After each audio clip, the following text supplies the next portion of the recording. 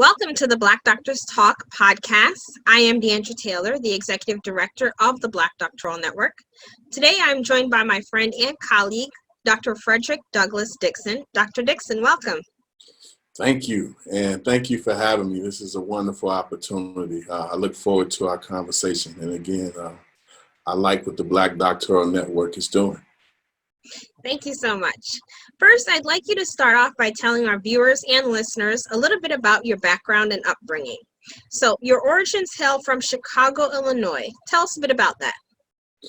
That's true. I am from Chicago, Illinois, and if people are somewhat familiar with Chicago, Chicago has two dominating spaces of geographical location for Blacks, and that's the South Side and the West Side.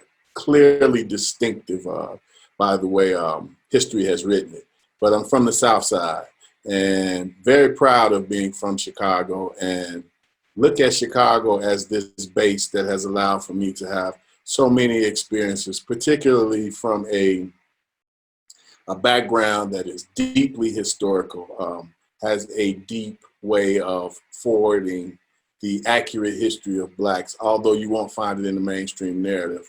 But Chicago is indeed one of those places where you find so many people have made their home and then made their way nationally and internationally from that background. So Chicago's been a great space for me.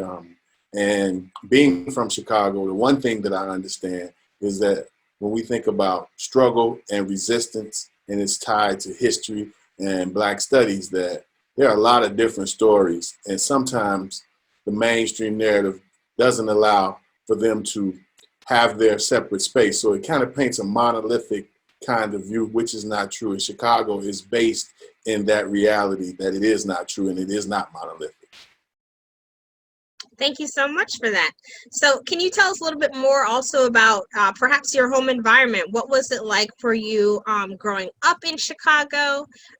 Perhaps any, memorable experiences from your childhood also. So from the very beginning, it's very important that our listeners and those who are going to view this realize that I'm a second generation historian. I'm number 2 on a list that continues to grow, but my dad has an iconic standing in the teaching and the proscribing of how history is told by Blacks in Chicago. The Honorable Willie Dixon Jr.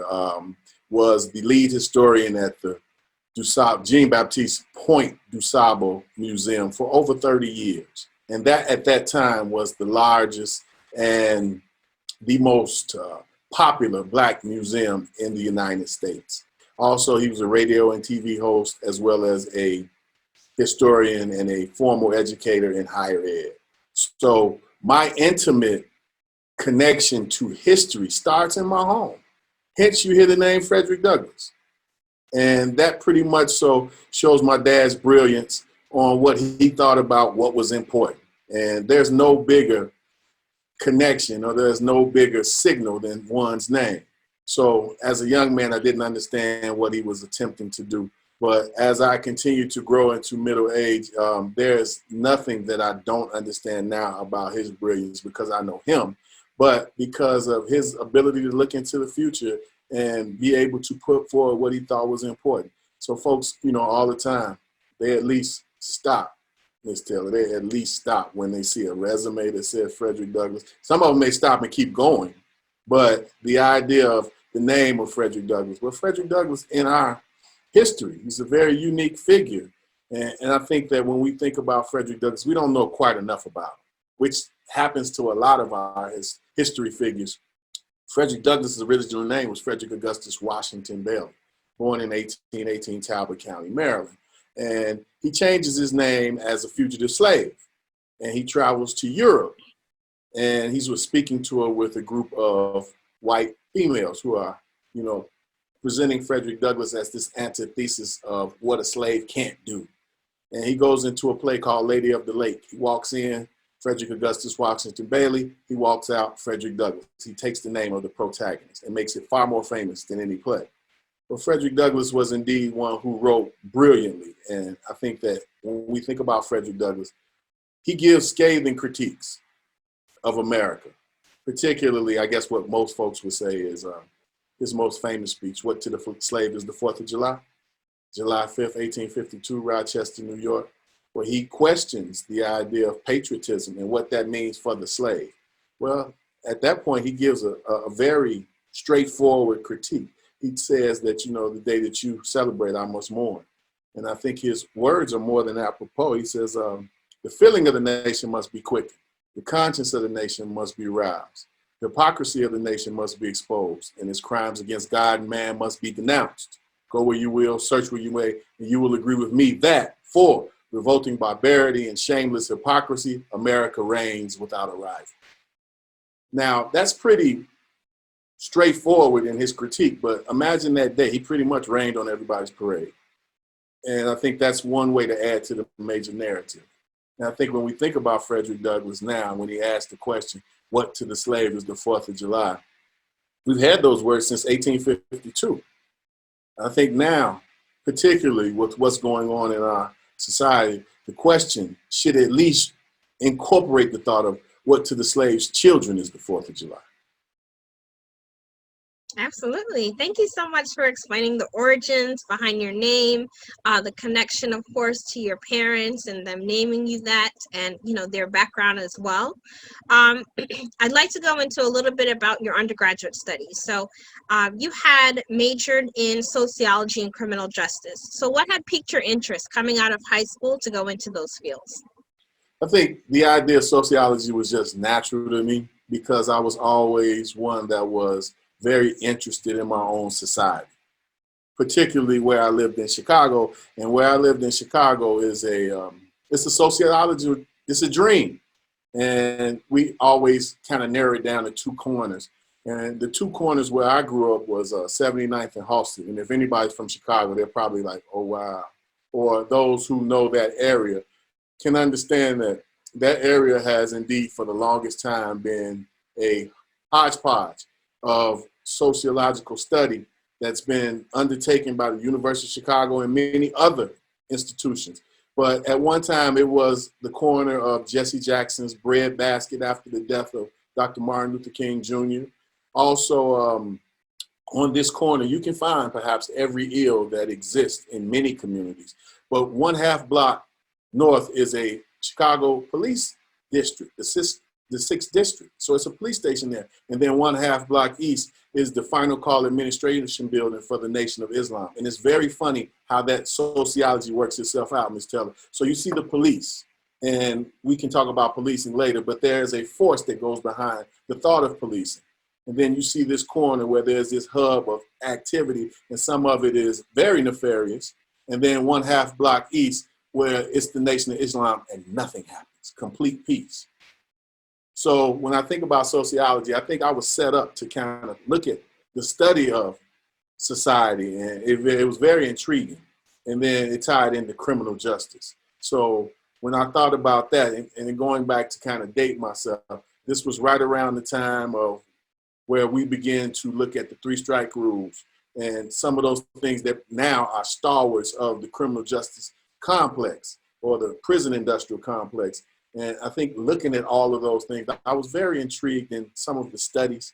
And one of the things that was very intriguing to me that now I realize how when you're not learned or you're naive to certain things that, you know, in sociology, a lot of the times what happens is we study these Eurocentric views. And a lot of those Eurocentric views place blacks when they're being studied or examined by the deficit model.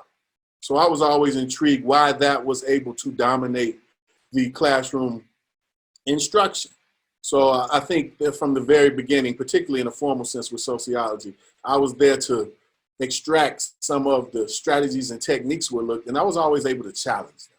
So it was a place for me with sociology and criminal justice to find a way to look at things and be able to challenge things from a point of view that kind of got rid of the deficit model. And also, I got to say, I played basketball in college. So a lot of times what happens is they're more interested in keeping you eligible than they are about graduation. So all of those together allow for me to have a pretty good experience at Purdue University. But I do want to say that, you know, it was very challenging going to school at a PWI and in Indiana, period. Thank you so much for that. Similar to you, for my undergraduate studies, my background is in sociology and criminal justice at the University of Delaware. And really going into that, that was not my initial major. I came in as a math major because I'm really passionate about mathematics. But I was really trying to figure out, I knew I wanted to do something in the social sciences, and tried to also use my, mathematical abilities and how do I put those two together. So I recall for me, my introduction to sociology was actually one of a few Black male educators, Black male teachers that I had in high school, who was my sociology teacher. So did you have any similar experience of any Black educators perhaps coming up at all in your high school or even in your early college years? Not really. There was not one person, as you mentioned, that stands out to me that was able to forward information in a way that was particularly outside of the normal. But I had this intimate and consistent study of the world from my household. So there wasn't any time that I didn't leave my household totally prepared to be able to understand how this information in formal education would be forwarded to me, and then my position and what I should do to take the best, leave the rest, keep the meat, and spit the bone. So I was trained well to go into the classroom and not just look at everything from a century where you can't learn anything because it's so Eurocentric. No, I was able to, and I was trained to look at things in a manner where you are poised. And that's a great word. You're trained to be poised, to be able to extract what's important from it. And that doesn't mean that you're always disrupted, but there's complete room in education to dismantle and be disruptive and interruptive. And that's what I've grown into, to look at the mainstream media, look at the mainstream formal education, mainstream formal religion as a way to connect to our less formally educated brother and sister because of what they go through. And I think the complete education, most of it informal, which was the most important part, allowed for me to be very critical of in classroom and formal education. I think that's really great, the role that your father and perhaps even your mother played in just educating you inside the home. I know that you've spoken about that a few times so far. And I want to go also into how did you get introduced to history? I know you mentioned that your father also was a historian, but how did you get introduced to history and Black studies? What drew your interest in those fields? I give you a real good example, nothing theoretical, but something practical.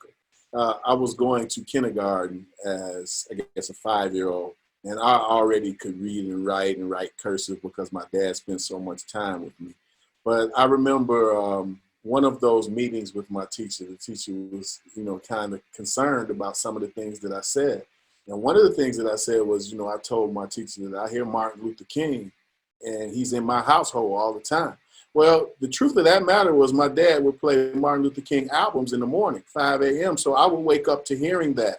So I'm able to quote that, and I'm able to understand Dr. King much more now because my dad was a Dr. King advocate.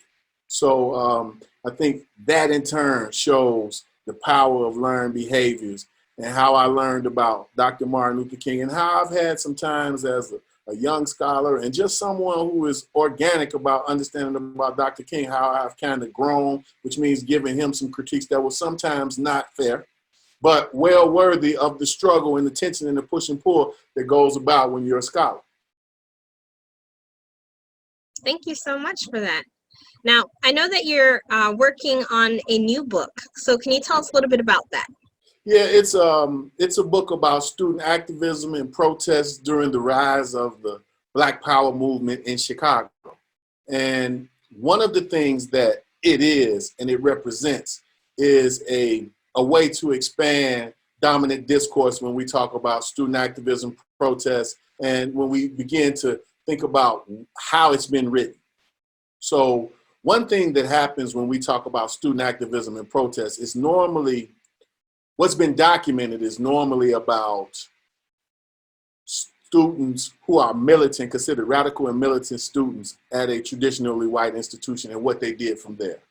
So you'll find someone like Stephen Bradley, and you'll find someone like Martha Biondi, and you'll find someone that has written about this intently, and what they've written about is mostly what's going on 4-year campuses. So my research is about a student organization in Chicago, the Afro-American History Club at Woodrow Wilson Junior College in 1968. So I taught at this institution for about 12 years. Also, I lived in that community my entire life. So it's a way of expanding what it is that folks think is important. And it challenges the mainstream narrative by injecting new actors, new accomplices, new allies, new paradigms, and new theories about what student activism looked like. And one portion of the book is focused directly on the power of Mayor Richard J. Daley in 1968, who was considered at that time the most powerful mayor in America. His legacy goes back to securing the Union vote for John Kennedy in 1960 to become the president. So it's tied in ethnic politics, it's tied in the idea of student resistance, it's tied in the idea of telling a different narrative about how we think about our community. And for me, a lot of folks are around these people and they don't know them. So the way that I actually came to the research, I was thumbing through a catalog, a course catalog to introduce more classes at the community college. And one of the courses was called The Black Man in the United States. And I was like, well, I figured I could teach that one, you know, directly. It would work out well.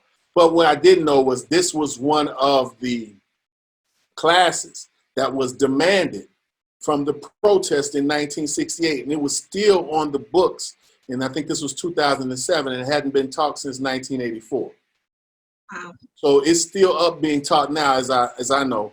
But at that time, when I began to invite these same people back to the campuses to tell their story, I was able to incorporate them in the classroom instruction, but also create this oral history narrative. And we know the complexities of oral history narratives, but it was indeed something that I thought I had to humble myself about being involved in this way, in the way that it came about. So the book in itself looks to expand what we know as community development, what we know as the Black Power movement, and what we know as student activism. So it's been received really well that I've been studying over the last 5 years. And we're at the point where, you know, there is a book chapter out, and the book chapter comes from a book called Rise Up, Activism and Organization. So what's being taught to me about the importance of this is that we don't talk about the connection between community colleges, grassroots organization, the larger community, and what role those students play. So I think you'll find it very interesting because it talks about Dr. King being in Chicago in 1966, as well as a host of characters that we've never heard of. So I think it's more than just a duty, but I feel like it's my indispensable duty, and it's such a blessing to have this kind of research on the table. Absolutely. Definitely looking forward to that. And in a similar fashion of what you were just mentioning, can you share with us some of your thoughts on the recent national events that have transpired this summer regarding policing and the Black community? I'm really at a point, like many others, and they've coined the term over the last 5, maybe even 10 years, racial battle fatigue. Like, folks have discussed it and they've put it into the narrative, which I think it serves a purpose to coin the term and let it expand to the point where it becomes meaningful. But I do believe that there's this long history of a dehumanization process that America has found themselves married to no end. And I mean, I guess the point of reference, no guess, the point of reference is the transatlantic slave trade. So when we think about the origin of the transatlantic slave trade, most folks use the incorrect dates of 1619 to 1865. And that's okay, because in many ways, many blacks don't even have that connection, which means that if we can use that as a bridge to begin to get to the more accurate piece, then it's perfect. But we know that Sir Walter Raleigh was trading slaves by 1555, at least, by some say 1553. But if we look at that origin and we look at the difference between 1619 and 1555, you got 64 years of what we call a scientific process that transformed an African into a slave. And that's our point of origin with the dehumanization process in America. But what happened during those times? There was a change, a transformation from a human to someone who was subhuman. It was agreed upon. It had an economic outlet. It allowed for America to become 500 years faster as a international power. And when you think about free land that was taken from the indigenous and free labor that was performed by Africans, and then we look at the dehumanization process that took place. So when I believe that, you know, even when we think about the word slavery not appearing anywhere in the Constitution, and we think about when we do have a idea of taxation for representation, those folks put it on the table that we were 3/5 of a person. All of these things are on the book. When we think about the American lynching movement, what lynching does as a spectacle. Now that ties to what we see today and the modernity of seeing George Floyd being assassinated in real time. Well, the idea of lynching, one of the things that it does for the lyncher, it transcends class, it transcends religion. So you find this group of people who believe that it's easier to deal with someone who's less than human in ways that are so nefarious and so wicked and so, let's say, violent, that right now today it has become a part of America as hot dogs, apple pie, and baseball. So when we see a dehumanization process, we talk about Jim Crow, separate but equal. As Plessy versus Ferguson, 1896. That's all of these things that I'm talking about are on the books. So then when we think about how the death of Black Wall Street, 1921, well, there's a cinematic realism that goes on with that movie, Birth of a Nation. So a lot of these things are becoming part of the narrative, again, as being talked about in the mainstream narrative, but how are we discussing them? We don't discuss the dehumanization process in its being a primary function. So when I think about what happened this summer, well, I have to take a step back. I think about Sean Bell. Sean Bell was out of New York and he was shot in his car about 37 times by the police. When I think about Eric Gardner, he was the first to say, "I can't breathe." But it's also the response to these violent acts that we pay a lot of attention to. So now over the last, let's say, ever since the assassination of George Floyd, more emphasis by the power structure is being placed upon the response and not the actual act. Well, then that's par for the course in business as usual, as a response for a ruling regime. So when I think about will this lead to a race war, I think that we are primed for a race war as we see this play out nightly. That doesn't mean that I advocate it, but it does mean that, as Dr. King said, riots are the language of the unheard. And I can understand what Dr. King means when he says the unheard, but everybody's hearing them, but it's just the response to it. So I think one of the flashpoints will be this current presidential election. I think it has the proclivity to divide our country in two different directions, and furthermore, more than just two different directions. But I think it'll be very interesting what happens directly after the presidential election, no matter who's the president. I think that America is in a reflection period where the rest of the world is able to give a critique of America's misgivings and America's deeds that now place us in a position where we are on the brink of such a destructive atmosphere. It is permeating every way of life. And I just wonder those conversations that young Black mothers are having with their sons when they're forced to have that conversation. And, you know, most of the times when you're talking to young Black mothers, they shoot it straight because they want to make sure that there's nothing that you can misunderstand, because there's absolutely no value in misunderstanding. But those went from very intimate conversations to those are very public conversations now. So our current social atmosphere is indeed a reflection of a 500-year dehumanization process.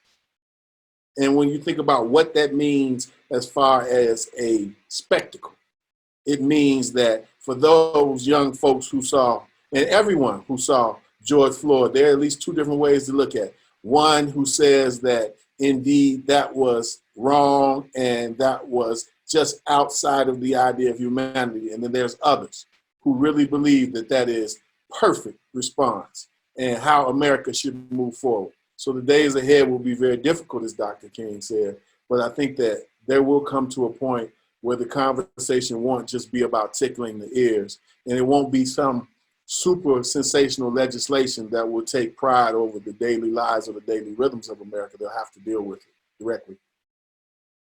Absolutely. Thank you so much for your thoughts on that.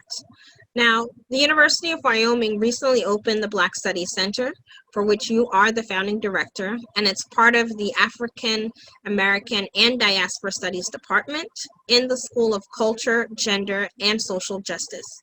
Now, timing is everything. So, how did it find its footage in a time of social turmoil? I think it's a response. I think it's a response to a Research One institution. And University of Wyoming is very unique. It's the only four-year institution in the state, which leaves it in perhaps no one else in the country has that kind of backdrop. I think it's a way to bolster some of their efforts with diversity, equity, and inclusion. And I also think it's, well, the wise man once said, there's nothing like an idea that time has come. So I think it's a hodgepodge or a conglomeration of many things, but in many ways being very critical about any higher education institution. There's a portion of this that aligns with optics and how they want it to be perceived. Now, one way we'll be able to give an assessment of that is how it is supported. So those days are still ahead of us. But as a cynic by trade, being a Black man in America, I think that it will be some institutional impediments. And I do think we have now President Seidel, a brand new president. I think that he thinks about things the right way. But I think there's like we talked about responses, I think there will be responses to some of what the Black Studies Center will do, what it's supposed to represent. And I think there's in many ways, some of things will be very savvy, but they will be obvious in which way that the university wants to proceed. So I look forward with hope, but I look at it in a genuine manner with skepticism at its very best. But higher education in itself should be critiqued. And this will be one of those institutional instances when we'll be able to have a clear critique and we'll be able to see who made what decisions. So I'm looking forward to it. I think it's a great opportunity. And I think the idea of having Black studies and it be a stalwart or it be one of the leading primary focuses and goals as a institution in rural areas will be something new. So it's untreaded water, and I think that I'm up for the task through my training, and I look forward to it. That's why I'm here with the Black Doctoral Network to expand those relationships so that it becomes meaningful nationally, internationally, and we can have and build those relationships. Thank you so much. And we are definitely looking forward to your progress with the center. And again, just please keep our network posted and keep our members posted as well as to how things grow and build. Now, I'd like to speak to you regarding some of the experiences that maybe you've had as a Black professor in the rural community of Wyoming. So what are some of the challenges that you've experienced? Well, the University of Wyoming is a reflection of Wyoming as a state.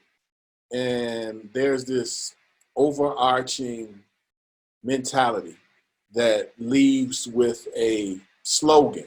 And the slogan here, and this is for the institution, is the world needs more cowboys. So saying that is saying that what Wyoming brings to the table is a cowboy mentality. And we know in many ways that can be looked to as an outlaw mentality in some regards. But one of the things that, as an outsider, an outlier at the University of Wyoming, there's this thick and rich insulation, socially, academically, politically, that they support their own. And many other places have it too. But one of the things has been the marginalization of new concepts that allow new conversations. So we're still in a very unique position with the Black Studies Center to see if what I'm considering hundreds of years of this kind of attitude that brings actions and behaviors will be able to understand the importance of a Black Studies Center at the University of Wyoming. I know my department is very devoted. I know my boss, Dr. Jacqueline Bridgman, is very devoted. And I think that there is a sense of bringing a change academically. Now, bringing a change and having academic reform may be able to be divided and then diagnosed and dissected in many ways.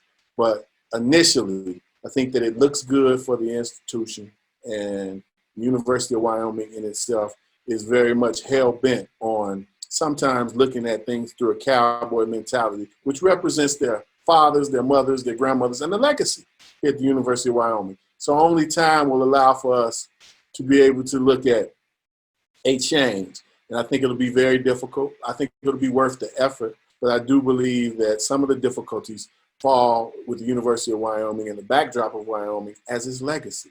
And its legacy is indeed a cowboy legacy. And one portion of that is indeed an outlaw legacy. Thank you so much for that feedback. What is one piece of advice you can offer to other leaders who are advocating for or aspiring to open Black Study centers? Institutional support. There must be something practical other than the paradigms and the theories and those that and the aspirations. So I think right now at the University of Wyoming, it does them good as an institution to express their ability to be diverse by having a Black Studies Center. For those who are in the midst of using their efforts to create a Black Studies Center, well, I don't think that there's been a more imperative time in recent history. And I say strike while it's hot. I also say make sure that you put your mission statement, your goals, and everything that you want to do in a way that brings about a challenge to whatever you think at the institution, or if it's outside of an institution, what the community needs. So one of the things I think is very important is to be able to talk about the importance of diversity. Well, we know that's more than a hot button topic, to the point where maybe it's being oversaturated, diversity, equity, and inclusion. Because I find lots of critiques that will be able to help the idea of diversity, equity, and inclusion. But there's also those specific ways that some of these departments and those who are in control of these departments reinforce the status quo. Maybe not in the way that their programmatic efforts seem, but maybe the outcomes of those programmatic efforts. So when I think about those who are moving forward towards opening a Black Studies Center or thinking in that manner, then you have to circle yourself with those who are in positions of authority, who have at least the mindset of its importance. But more than that, you got to be able to look at things in your current situation, wherever you may be. Is it feasible? And I don't mean that you give up the notion, but you have to be in accordance with reality, with yourself, the institution, the geographical location, and then what it is that you want to do. So I go into this as looking at things with a bright future, but never forgetting how we got to the point where we need a Black Studies Center. on a campus, never forgetting the long history, and never even forgetting the idea of how Black studies entered into the field, into higher education as a field of study. That was a study. That was a field of study that was of a struggle, a demand. So here's the perfect time that your struggle turns into a demand. And that demand has to be grounded in things that we know that are doable. So in that regard, I think it's the perfect time. I do believe that it has worth. And from that, I think that when you go to your institution, your area, then you have to be able to prove its worth. So you're going to need people who will be willing to take orders. And that's pretty hard sometimes, particularly with those who are from the administration ilk. But if there's ever been a time in recent history, this is the time. Absolutely. Thank you so much.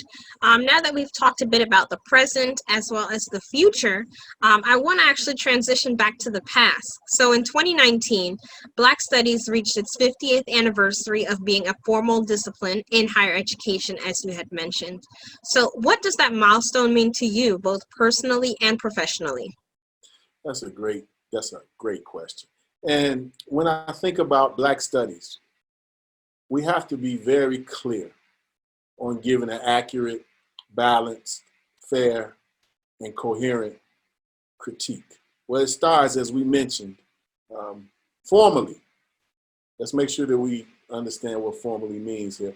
It enters higher ed formally 1969 in San Francisco State under the leadership of the great sociologist, Dr. Nathan Hare, who I love greatly. And to talk to Dr. Hare about those times and to understand how Black Studies came to be and looking at a 50th year anniversary. Well, one of the things that we know around the country, what's the importance of what you're called? I was always taught that it's not what people call you, it's what you answer to. So Black Studies came into the academy as Black Studies. Now my department is Afro-American Studies, African-American Studies. So from the very beginning, there's been a very fair critique of us being co-opted when it was allowed into the academy. Well, a struggle doesn't allow, a struggle takes. A demand takes. So in many ways, Black Studies has gone through, in 50 years, so many transformations. And most of them are directly as a result of removing its struggle, removing its ability to demand by incorporating it into the system. So when I think about it being interdisciplinary, that's the catchphrase with Black Studies, African American Studies.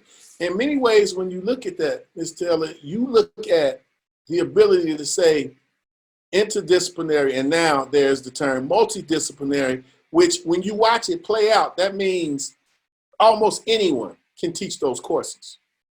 That means almost anyone can be the department head. So it has taken on this lessening of what it was originally just to find its place in formal education. So when I think about Black Studies and what that means at 50, well, one way we're going to answer that question is that we at the University of Wyoming's Black Study Center will provide a 4-part webinar series, and it will give a critique. And that's titled Black Studies After 50 Years, a Critical Analysis. So we're going to understand, and with the some leading scholars around the country, we'll discuss that and how that looks to what the future will look like. I think there will always be resource challenges to Black Studies, particularly as we see the rise of American Studies becoming more fomented into the equation in higher education. I think that's a direct result of wanting to marginalize Black Studies, not those who do it, but the industry itself. That is a very true statement. I stand by that statement. And we look at, as we go from campus to campus, well, one of the places that we find very interesting that you don't see a lot of Black Studies programs are at HBCUs. And that being the case, that's very interesting, but it's nothing new. So I think that it entails the idea of how to formally curtail and the importance of an industry, of a study of industry. So I think that even now, that when we think about Black studies at 50, I don't think that there's been consistent critical critiques, particularly of what it does to Black professionals. When we think about those who are getting or receiving or earning minors and majors and degrees, we're seeing more of what we call a diverse population that are partaking in securing these degrees. So that says a lot too. But I think in general, when it comes down to Black studies at 50, it is time to give it a critical analysis. And it has to include those who were there as much as possible, those who were at the outset. So speaking to Dr. Nathan here about it is imperative. For his thought to lead the conversation, as far as I'm concerned, is very important. And it's vital to be able to give a solid way of looking at what the future will look like. So I'm ecstatic at having this opportunity for this webinar series and what can come of it, but there's not another that I see, particularly in social sciences, not another field that has been as marginalized as Black studies. And that's by no coincidence, a happenstance, and it's for a purpose. Thank you so much for your thoughtful feedback on that. Now, you joined the network in 2019 and you presented at our conference that year. What interested you to get involved with the network? Well, I see, let's think about it in one word, potential. The word potential ties directly to the Black Doctoral Network. I've been a part of other organizations, and one of the things that I've learned about the Black Doctoral Network is that it's just not limited to a historical perspective, which is very attractive to me after being a member of ASALA and the National Council on Black Studies. And at one time, I was the chair of Chicago Council on Black Studies, which was an offshoot of the National Council of Black Studies, which is not around anymore. But when we think about the Black Doctoral Network, I think about the word potential and what it can add. But you think about ASALA has been around since 1915. And in 2021, the National Council on Black Studies will be on its 45th annual conference, which was an offshoot of ASALA.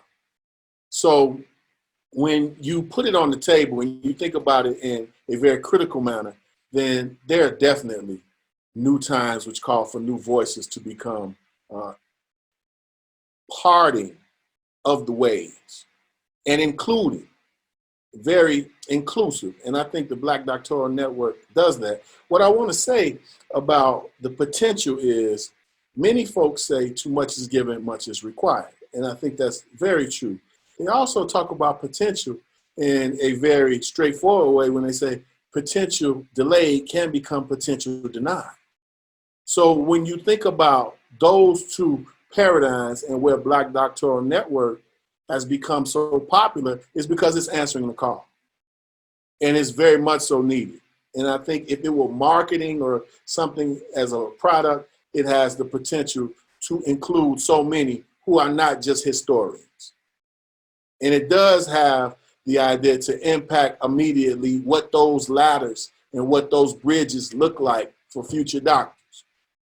Now, one of the things that I would hope to see from the Black Doctoral Network in the future is the direct addressing of some of the things that the Black doctorate or the professoriate or those of us who are professors, those things that we have come short on.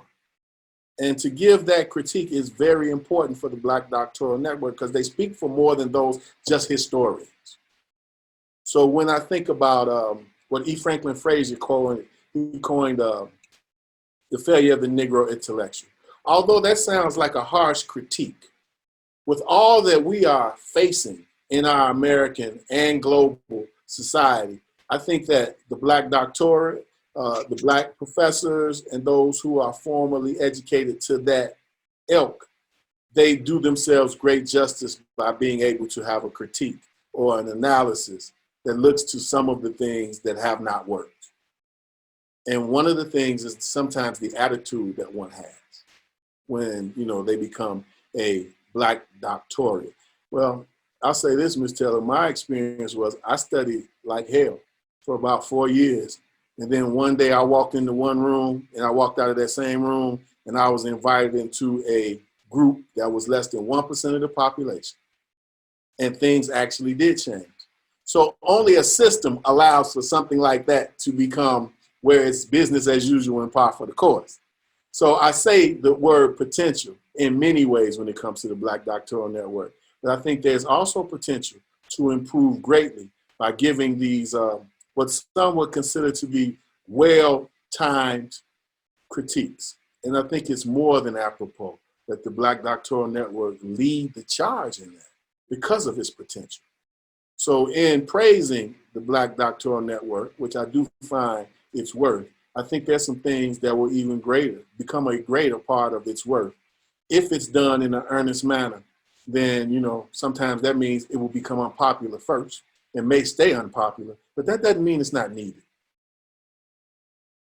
Thank you so much for your feedback on that. Now, you've been working for the past few months on the BDN 2020 conference committee. So how has that experience been for you, and why did you choose to get involved? Well, one part of the duty of a Black scholar is to be involved. And that means in things that are academically profound. That means things that are part of service to the community. And then those things that you're responsible for as a person who is looked to as being prepared for this kind of service. So when I think about working with the Black Doctoral Network, this is a way for me to extend what I've done in the past with different organizations and become part of the service that I think is very important with the Black Doctoral Network. So I've worked with you very closely with panel presentations, which is something I've done before. And I think that when we come together and, you know, we have some of us who've had these experiences and we train those who are willing to learn, then we see that, and this is just for me too, Ms. Taylor, I find it very interesting to read some of the things that we've pulled together when we see that program when it's complete. And we see how it aligns with other presentations that we've looked at and we've dissected. So it's one part of the indispensable duty of particularly a professor. I have to have myself aligned with different organizations outside of the campus. And they need to reflect the importance of what I think. And the Black Doctoral Network has done that. And that's why I'm very interested in continuing to work with the Black Doctoral Network, going back to the word potential, and looking at it in a way that this is outside of what's been going on 100 years. Now, it may be very similar, but it doesn't have, let's say, the same baggage in many ways. So I'm very interested in continuing the relationship with the Black Doctoral Network as one who services. And that is the greatest goal that one can do, is to service and leave things behind that are very important for people that you never meet. Thank you so much. Now, this year's theme is leveraging the power of Black excellence. So what does that mean to you in your line of work? Leveraging Black excellence means that you position I position myself as a mentor.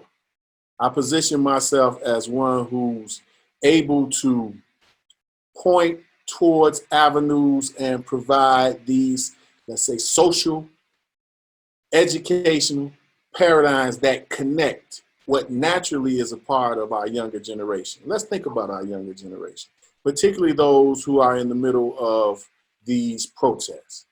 Well, they're a very unique generation.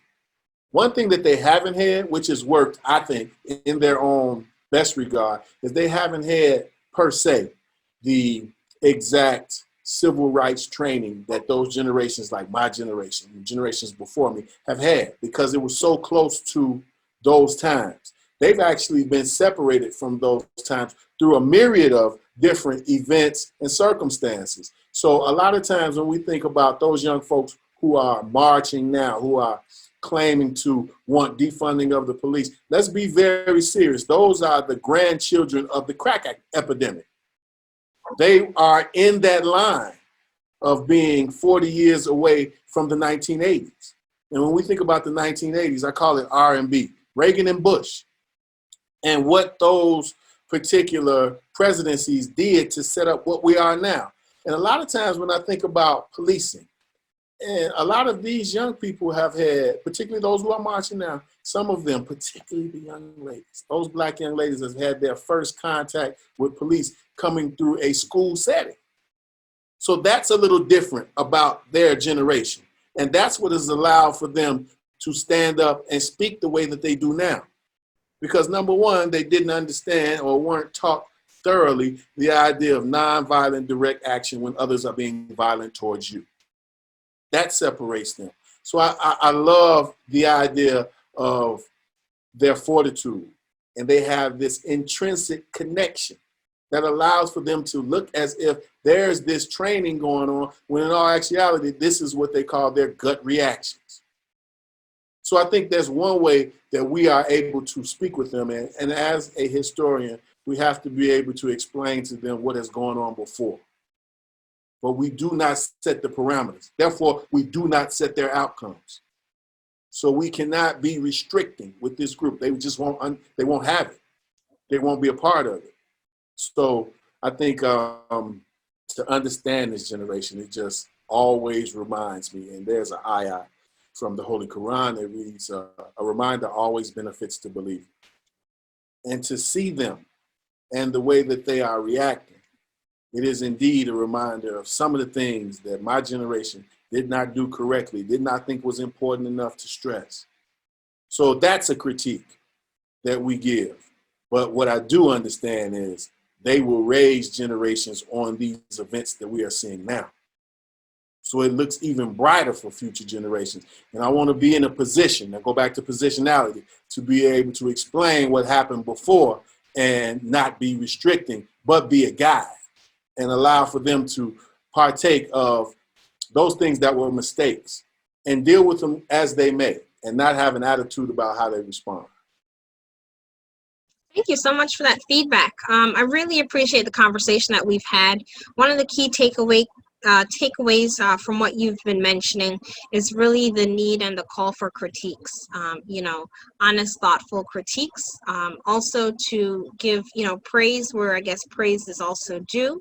But just again, to be thoughtful in our critiques of Black studies, of the work that we are even doing within our network, the Black Doctoral Network. So Dr. Dixon, thank you so much for joining us today. Please tell our viewers and listeners where they can go to learn more about you and the work that you're doing.